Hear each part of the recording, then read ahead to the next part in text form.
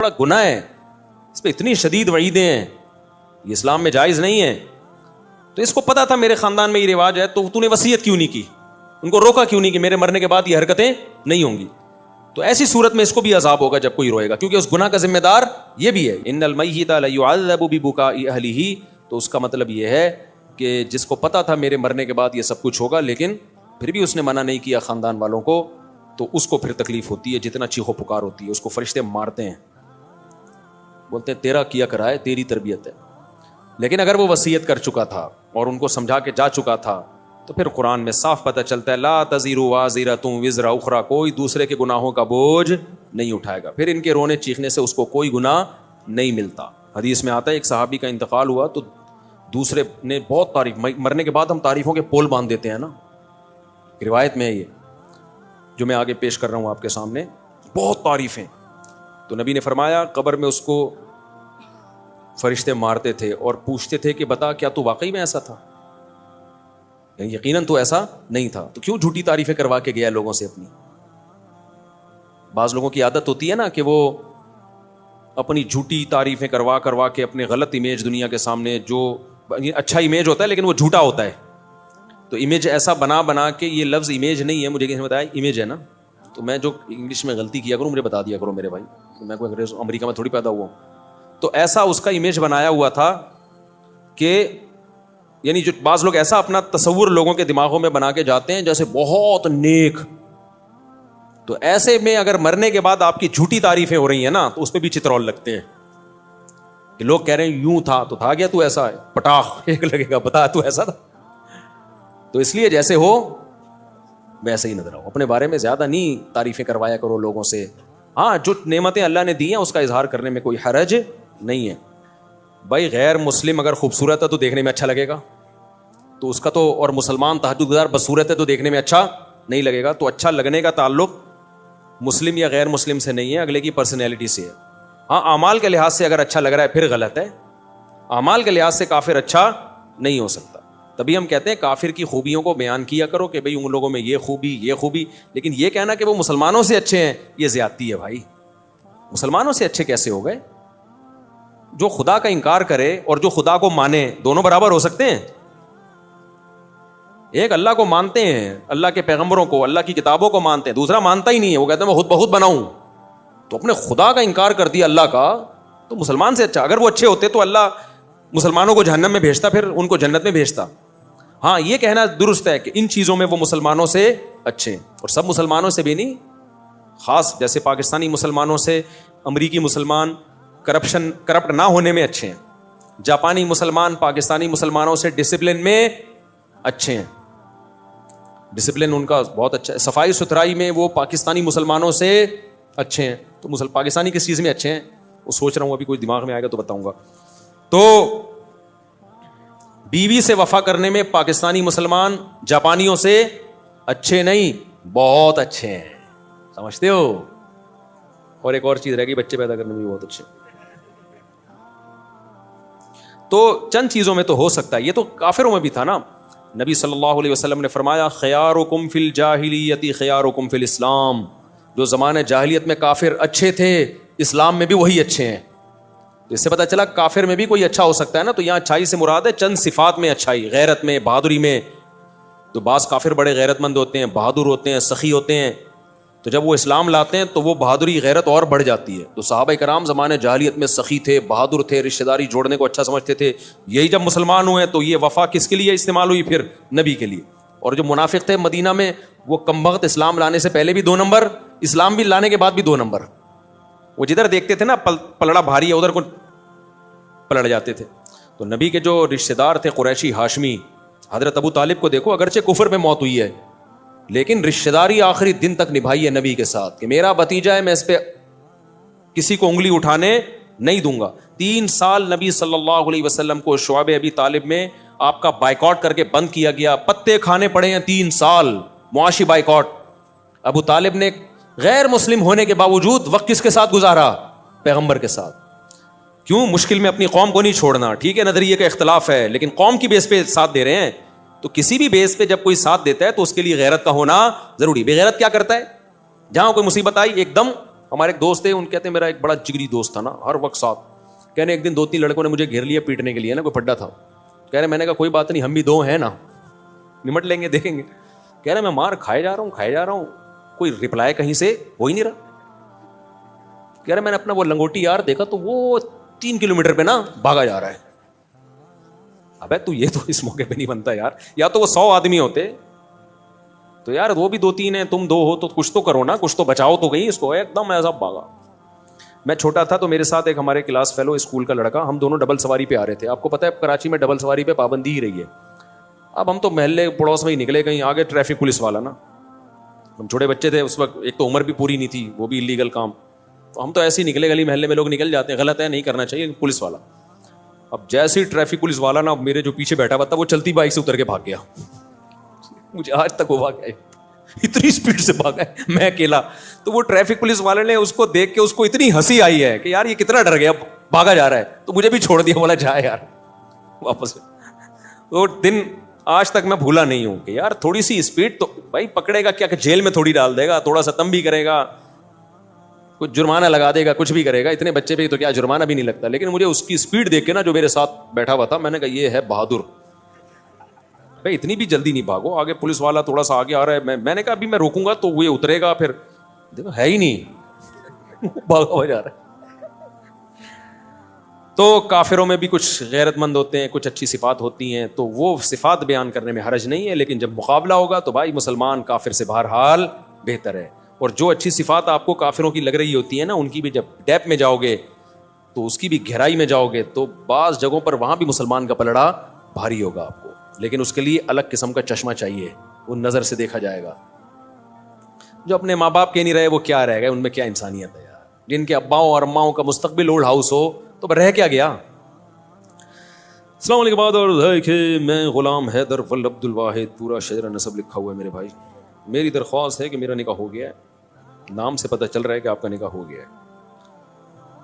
میرا سسر شادی کرنے کی اجازت نہیں دیتا, وہ کہہ رہا ہے کہ مجھے اپنی بیٹی کی طلاق چاہیے, کسی بھی صورت میں بیٹی کی شادی نہیں کروں گا. آپ اس بارے میں اسلامی طریقے سے, اچھا کسی بھی صورت میں شادی نہیں کروں گا, اب اس بارے میں اسلامی طریقے سے مشورہ دیں کہ ہمیں کیا کرنا چاہیے. دوسری شادی پر میرے بیانات موجود ہیں, اس کے کیا فضائل ہیں, اس میں کیا مشکلات ہیں, کس کے لیے جائز ہے, کس کے لیے ناجائز ہے. میں عمومی بیان کرتا ہوں, کبھی کسی فرد واحد کو میں ترغیب نہیں دیتا کہ تو کر لے. مجھے نہیں پتا کہ اس میں تپڑ ہے یا نہیں ہے, کبھی کسی فرد واحد کو میں ترغیب نہیں دیتا. میں کبھی ان کو نہیں پکڑ کے کہوں گا یار تم نے کیوں نہیں کی, اتنے عرصے سے بیان سن رہے ہو, تم کر لو. یہ میں کبھی بھی نہیں کرتا. حتیٰ کہ میرے دوست احباب میں 40 سال کے لوگ بھی ہیں جو ابھی تک کنوارے ہیں, ان کو بھی میں نے کبھی نہیں کہا تم نے شادی کیوں نہیں کی ہے. وجہ اس کی ہے کہ کسی کے پرسنل معاملات میں ٹانگ اڑانا یہ بہت غلط عادت ہے. میں اگر کسی کو اسپیسیفک کسی فرد کو ترغیب دوں تم دوسری شادی کرو, مجھے نہیں پتا اس کا بیہیویئر پہلی بیوی کے ساتھ کیسا ہے, اس کے حقوق ادا کر بھی رہا ہے کہ نہیں کر رہا. ہو سکتا ہے وہ اس کو لٹکا کے رکھا ہوا ہو اور ہم اس کی 4 شادیاں کراتے پھر رہے ہوں, تو یہ تو ظلم ہو جائے گا نا. اور یہ بھی ممکن ہے حقوق ادا کر رہا ہو, تو یہ تمہاری ٹینشن ہے کہ تم حقوق ادا کر رہے ہو یا ادا نہیں کر رہے. ہم اسلام کا حکم بیان کریں گے جنرلی, افراد کو پکڑ پکڑ کے یوں سمجھانا کہ تو کر تو نہیں کر, یہ نہیں ہوتا. منع تو کیا ہے بہت سے لوگوں کو میں نے کہ تم نہیں کرو, کیونکہ جب مجھے ان کے حالات پتہ چلے, انہوں نے مشورہ لیا نا, میں نے کہا تیرے بس کا نہیں ہے بھائی, تیری باتوں سے لگ رہا ہے تیری ٹانگیں ابھی کانپ رہی ہیں, تو نہیں, تیرے بس میں نہیں ہے. تو لیکن کسی فرد کو میں پکڑ کے ترغیب دوں کہ تم کرو, تم نے کیوں نہیں کی, تم, ہاں مذاق میں دوستوں کی محفل میں ایک الگ بات ہوتی ہے, لیکن میں ویسے نارملی کبھی کسی کو ترغیب نہیں دیتا. اب آپ کہہ سکتے ہو چلو دوسری کی آپ کسی فرد کو ترغیب نہیں دے رہے, نہیں دینے کی وجہ سمجھ میں آئی. مجھے کیا پتا یہ پہلی کے ساتھ سنجیدہ ہے بھی یا نہیں ہے, ہو سکتا ہے اس کے پاس ظلم کر رہا ہو, وہ گزارا کر رہی ہو اس کے ساتھ مجبوری میں. اب تو مجبوری میں وہ گزارا کر رہی ہے, تم اس کے اوپر ایک اور بھی لے آؤ, ٹھیک ہے نا, اس کو بھی لٹکا کے چھوڑ دو, تو یہ تو بیڑا غرق ہو جائے گا. مجھے کیا پتا تم برابری کر سکتے ہو یا نہیں کر سکتے, پھر تم کر کہاں رہے ہو. بعض دفعہ آدمی شادی کر رہا ہوتا ہے, بھائی تم اتنی پیسے ہیں نہیں, تم شادی ڈیفینس میں کر رہے ہو, مالدار لڑکی سے کر رہے ہو, تو نہ تو اس کے قابل رہو گے نہ پہلی کے قابل. اس کا تو جیب خرچی 4-4 لاکھ روپے ہوتی ہے, پاکٹ منی. جو مالدار لڑکی ہے نا, پاکٹ منی ایسے چل رہا ہوتا ہے 4 لاکھ پاکٹ منی. تو غریب آدمی بولے گا میں ٹماٹر بیچ کے 4 لاکھ تیری پاکٹ منی کہاں سے, تو بھائی تم نے کیوں کی ایسی جگہ پہ شادی, اپنی حیثیت دیکھ کے کرو نا. تم وہاں شادی کرو جو 5 روپے پاکٹ منی, ایسا ہوتا نہیں ہے, لیکن ایک مثال دے رہا ہوں میں. تو تو میں نہیں جانتا کہ بھائی یہ اس قابل ہے یا نہیں ہے کسی شخص. میں فرد واحد کو, متعین فرد کو کبھی ترغیب نہیں دیتا. تو کرے گا خود, جب مسائل کھڑے ہوں گے تو بلی کس پہ ڈال دے گا, مفتی صاحب نے مجھے مشورہ دیا تھا, مفتی صاحب نے بولا تھا. تو بھائی ہم نہیں جانتے آپ کو, ہم تو ایک جنرلی حکم بیان کریں گے کہ جس میں 2 بیویوں میں عدل کی طاقت ہے, دونوں کے حقوق ادا کر سکتا ہے کہ نہیں کر سکتا, یہ خود فیصلہ کرو. اس کو چاہیے کہ کر گزرے اور کر کے بتا دے کہ ہو گئی ہے. باقی کس میں طاقت ہے کس میں نہیں ہے یہ آپ نے فیصلہ کرنا ہے, یہ میں نے فیصلہ نہیں کرنا. آپ کہہ سکتے ہو چلو 2 شادیوں والے کو آپ مشورہ نہیں دیتے, تو کمارے کو آپ تو دے سکتے ہو نا, جو آپ کے 45 سال کے دوست کمارے ہیں ان کو کیوں نہیں دے رہے؟ بھائی یہ بھی کسی کی نجی زندگی ہے, مجھے نہیں پتا اس کی کیا مجبوریاں ہیں. بعض دفعہ صحت کے ایشوز ہوتے ہیں, وہ نہیں شرما کے بتا رہا ہوتا, ہم کیوں کسی کا راز دنیا کے سامنے فاش کریں؟ وہ مجھے تھوڑی بتائے گا میرے اندر طاقت نہیں ہے. بعض دفعہ طاقت ہوتی ہے, مرد ہوتا ہے پورا انسان, لیکن اور کوئی مسائل ہوتے ہیں اس کے, تو وہ تو جب کسی کی ڈیپ میں جاؤ تو پتہ چلتا ہے نا کس کے ساتھ کیا مسائل چل رہے ہیں. تو بھائی شریعت نے ہمیں حکم دیا ہے کسی کے پرسنل معاملات میں گھسنے کی آپ کو اجازت نہیں ہے کہ یہ کیوں نہیں کر رہا ابھی تک, میرے بیان میں 10 سال سے بیٹھ رہا ہے, اس نے ابھی تک دوسری شادی کیوں نہیں کی, اس نے پہلی کیوں نہیں کی. بھائی جان بیان میں بیٹھ رہے ہیں, نظریہ درست ہو رہا ہے, عمل کرنا نہ کرنا یہ اس کا ہیڈ ایک ہے, یہ ہمارا ہیڈ ایک نہیں. اور نام بدگمان ہوتے ہیں. میرے جو دوست 45 سال کے ابھی تک شادی نہیں کی, میں بدگمان بھی نہیں ہوتا, ان کا ذاتی معاملہ ہے, یہ خود بہتر سمجھتے ہیں. تو اس لیے میں آپ کو بھی ترغیب نہیں دوں گا جنہوں نے پرچی دی ہے نا. یہ مجھے نہیں پتا آپ کا اپنی پہلی وائف کے ساتھ سلوک کیسا ہے, آپ دوسری کر سکتے ہو نہیں کر سکتے. اب لوگ آتے ہیں میرے سسر کو سمجھا دیں کہ مجھے دوسری کی اجازت دے دیں. سسر کبھی اجازت نہیں دیتا, اور سسر سے اجازت لے کے کرنے بھی نہیں چاہیے, کیونکہ باپ بیٹی کا رشتہ, بہن بھائی کا رشتہ شریعت نے ایسے بنایا ہے کہ اسلام یہ رشتوں کو توڑنا نہیں چاہتا. باپ اگر اجازت دے گا نا لڑکی کا, تو بیٹی کے دل میں کیا آئے گا, مجھ پہ سوگن آئی ہے کس کی وجہ سے, میرے باپ کی وجہ سے.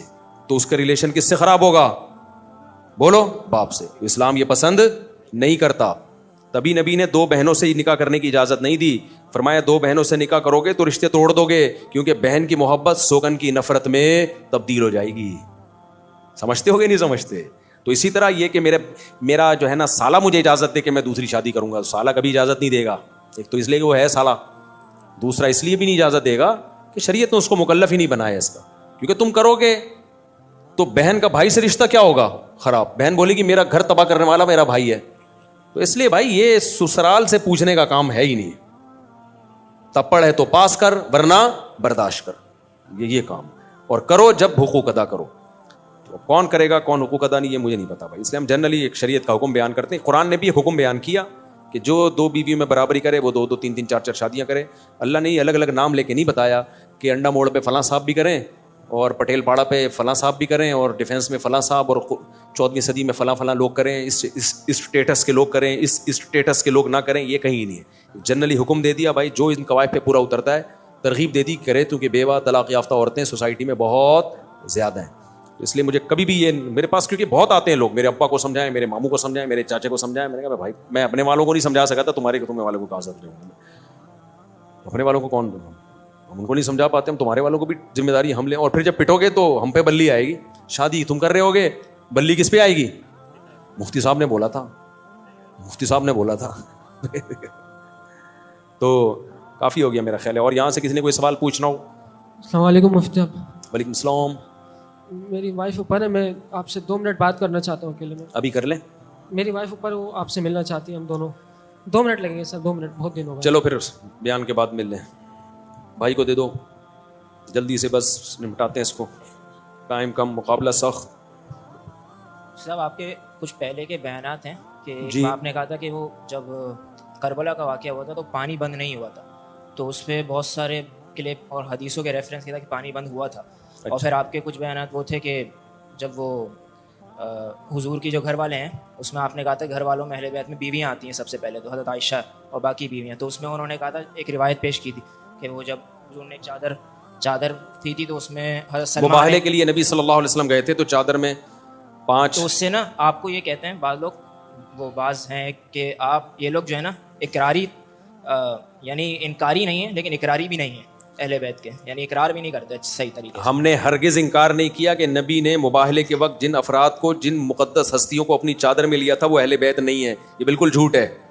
ہم ان کو بھی اہل بیت مانتے ہیں اور نبی کی بیویوں کو بھی اہل بیت مانتے ہیں, کیونکہ سورہ حجاب میں اللہ نے نبی کی بیویوں کو اہل بیت کا لقب دیا ہے. اس سے بڑی دلیل کیا ہوگی؟ باقی کربلا کے واقعات کو میں اس لیے بیان نہیں کر رہا, وہ اس وقت جو شیعہ سنی کا پھڈا پارا چنار میں بھی آپ نے دیکھا ہے, ایک جنگ چھڑ گئی ہے, تو اس وقت شیعہ سنی لڑائی ختم کرنے کی ضرورت ہے. تو ان ٹاپکس پہ جتنا کم بولو گے اتنی لڑائی کم ہوگی, اور جتنے اختلافی مسائل کو ابھی ہمارا ملک اس کا متحمل نہیں ہے, تو ابھی یہ نہیں ہے کہ آپس میں لڑنا شروع کر دیں, اور یہ تو ملک کا تو یہ تو بیرونی طاقتیں ہیں جو شیعہ سنی فساد ابھی کروانا شروع کریں گی, تو اس لیے اس جنگ کو ختم کرنی ہے. تو ختم ایسے ہی ہوتی ہے کہ ان ٹاپک پہ, تو اس لیے جو پرانے ہیں نا ان کو پرانا ہی رہنے دیں, ٹھیک ہے. تو باقی کوئی اگر پھر بھی پوچھنا ہے تو تحریری لکھ کے بھیج دیں, تو ہم یہاں سے تحریری جواب بھیج دیں گے. لیکن انٹرنیٹ پہ کوئی بھی چیز جائے گی تو اس میں بڑا خطرہ ہوتا ہے کہ ایک فساد کھڑا ہو جائے گا. عالم کا کام یہ نہیں ہوتا کہ جو آتا ہے بس بولنا شروع کر دے, اس کو دیکھا جائے گا کہ اس کا اثر سوسائٹی پہ کیا پڑے گا, اور ان موضوعات کی ابھی ہمیں ضرورت بھی ہے یا نہیں ہے. اہل بیت سے محبت تو سب کے ایمان کا جزو ہے, اور اہل بیت کے تو ہم زیادہ قائل ہیں بھائی, ہم تو اہل بیت سے محبت کو اپنے ایمان کا جز سمجھتے ہیں. السلام علیکم. وعلیکم السلام. مفتی صاحب, یہ جب ہم قربانی کرتے ہیں اس کے اندر حقیقہ کر سکتے ہیں؟ مائک کو قریب کرو یار. قربانی جب ہم کرتے ہیں تو اس کے اندر حقیقہ شامل ہاں عقیقہ بھی کر سکتے ہیں, ایک ہی حصے میں نہیں, ایک ہی گائے میں عقیقے کا حصہ بھی ڈالا جا سکتا ہے اور قربانی کا حصہ بھی ڈالا جا سکتا ہے. یعنی الگ حصہ ہوگا, عقیقے کا الگ ہوگا, قربانی کا الگ ہوگا. اگر کوئی بندہ تشہد کی جگہ فاتحہ یا فاتحہ کے تشہد پڑھ لے, سدا صاحب کا کیا جی ہاں سدا صاحب کرنا پڑے گا اس کو. عمرے کے لیے 3-4 عورتیں جا سکتی ہیں جن کی کوئی محرم نہیں ہو, نہیں جا سکتی بھائی, محرم کا ہونا ضروری ہے. جوان عورت کے لیے محرم کا ہونا ضروری, بوڑھی عورتیں گروپ میں بھی جا سکتی ہیں. اچھا بھائی میں شادی شدہ ہوں, بیوی حاملہ ہے, تو اب میں خواب میں اچھا نبی صلی اللہ علیہ وسلم نے آ کر مجھے ایک نومولود بچہ پکڑا دیا اور فرمایا اس کی حفاظت کرنا کیونکہ آنے والے ٹائم میں مجدد ہوگا. میرے بھائی آپ اپنا جو ہے نا تھوڑا سا اس طرح کے خوابات جب آنا ہو آدمی کی کھوپڑی آؤٹ ہونا شروع ہو جاتی ہے. میں نے دیکھا, مجھے ابھی کچھ دن پہلے ایک بندہ ملا, پشاور سے آیا ہوں, اور کہنے لگا آپ کے بارے میں مجھے خواب آیا, نبی صلی اللہ علیہ وسلم نے خواب میں آ کے کچھ یہ بتایا کہ یوں کرو آپ کے بارے میں. میں نے کہا السلام علیکم. وعلیکم السلام. سب چیک اگلا بھائی چلو بھائی. تو مجھے ہمارے ایڈمن نے کہا یار اتنا عظیم خواب سنا رہا ہے, آپ نے لفٹ نہیں کرائی. میں نے کہا بھائی پتہ نہیں سچا سنا رہا ہے جھوٹا سنا رہا ہے, اور اگر خواب سنا بھی رہا ہے تو اس کی تعبیر کیا ہے, یہ اس میں ٹائم لگتا ہے. تو ایسے ہی تھوڑی جو بھی آ کے خواب سنائے اچھا اڑے یار بیان میں لاؤ بھائی. تو میں نے کہا اپنے اعمال درست کرو, پھر غلط خواب بھی آئیں تو کوئی فکر کی بات نہیں. اپنے اعمال اگر صحیح نہیں ہے تو جتنے مرضی اچھے خواب آئیں متاثر ہونے کی ضرورت نہیں ہے. تو اس لیے فوکس عمل کو زیادہ کرو. باقی نبی کا خواب میں آنا بہت بابرکت عمل ہے, لیکن یقینی تو ہو نا. کوئی بھی آ کے بول دے مفتی صاحب میں نے آپ کے بارے میں خواب دیکھا, میں کیسے یقین کر لوں بھائی. بعض دفعہ میں اس بیچارے جو پشاور والا ہے اس کو جھوٹا نہیں قرار دے رہا, لیکن میں تو کسی کو پرسنلی جانتا نہیں ہوں نا, تو وہی ہو سکتا ہے کہ سچ بول رہا ہو سکتا ہے. بعض دفعہ کوئی آدمی کسی کا فیور لینے کے لیے, یہ جو جعلی مریدین ہوتے ہیں نا, ان کے جعلی پیر ہوتے ہیں, ان کے مریدین جھوٹے خواب سنا سنا کے نا اپنے پیر کا بڑا قرب حاصل کرتے ہیں. پیر صاحب کہتے ہیں یہ خواب دیکھو, یہ آیا سنا بے میرے بارے میں کیا ہے تیرے کو. تو بھائی میں کسی کو ذاتی طور پہ جانتا نہیں, میں نے یہ نہیں کہا آپ جھوٹ بول رہے ہیں, میں نے کہا بھائی ہو سکتا ہے سچ بول رہے ہو, ماشاءاللہ اگر واقعی دیکھا ہے تو اللہ مبارک کرے, جو اس کی برکتیں خواب کی ہمیں اللہ دے. اچھا بس اتنا ملا, میں بلے میں چلو نیکسٹ یہ کرے وہ بالکل, ورنہ وہی واقعات ہو جاتے ہیں. ایک مرید نے اپنے پیر صاحب کو کہا کہ پیر صاحب میں نے خواب دیکھا ہے کہ آپ کی انگلیاں شہد میں اور میری انگلیاں پخانے میں.